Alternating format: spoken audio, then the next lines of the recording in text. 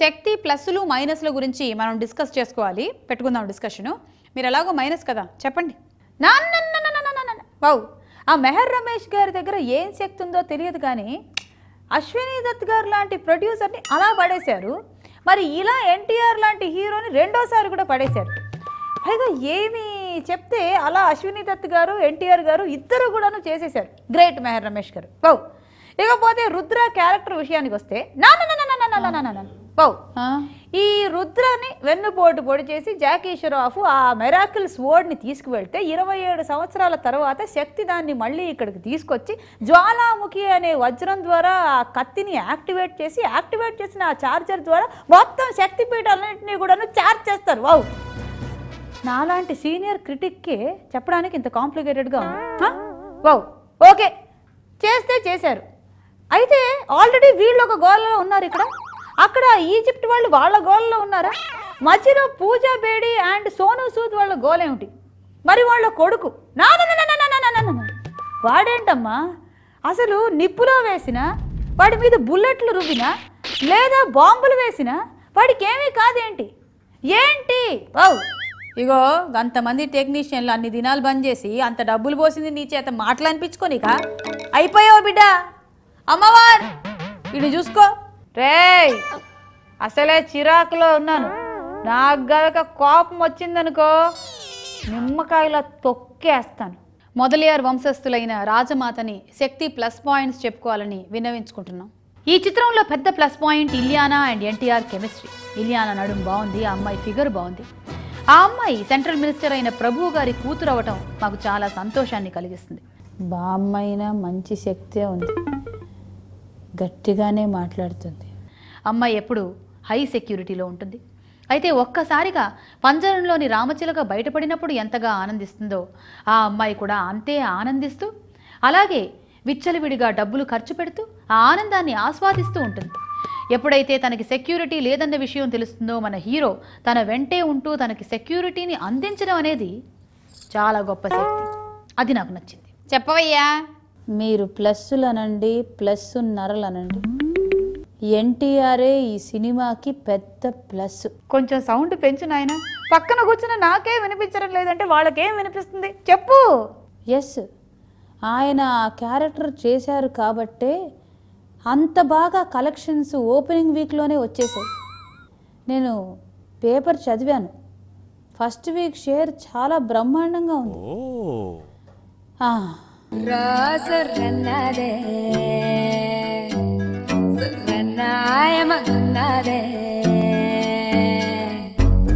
సుదంటు కళ్ళోడే సూపులతో గిల్లాడే సుమంతర పిల్లోడే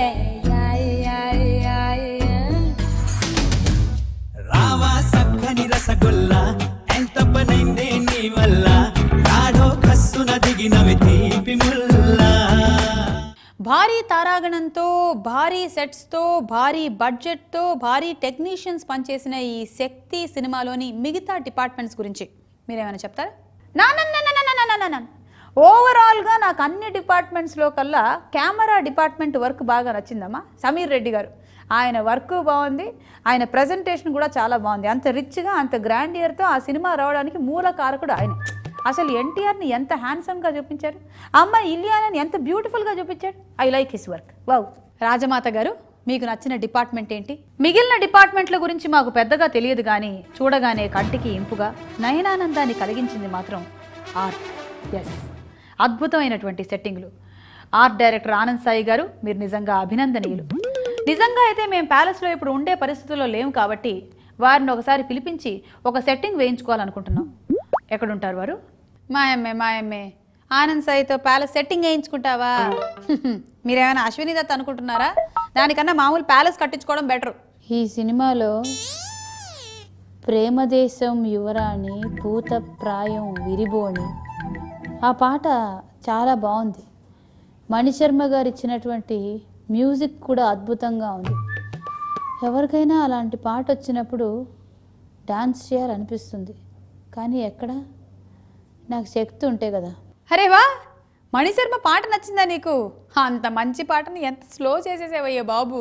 ప్రేమ దేశం యువరాణి ఊత ప్రాయం విరిబోణి ఏరి కోరి మెచ్చావే తోటరాముణ్ణి ఆకతాయి అబ్బాయి హాయి పిలిపుల సన్నాయి మనసుపై చల్లావే మంచాల సామ్రాణి నా కనులు నా కలలు నిన్నే చూస్తున్నాయి రావోయి రావోయి సిరి సిరి లేత సొగసుల మధువాయి.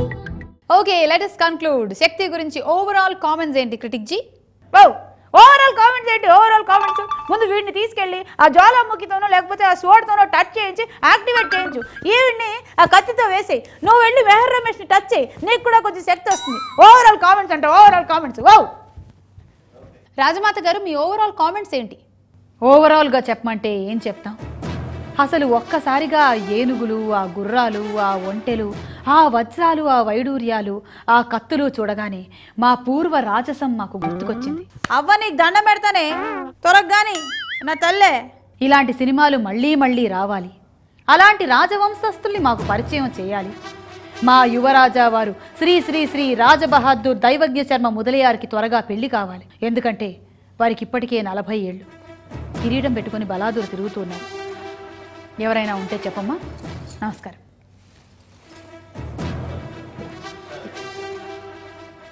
ఎవరక్కడ? భిక్ష రెడీ చేయండి.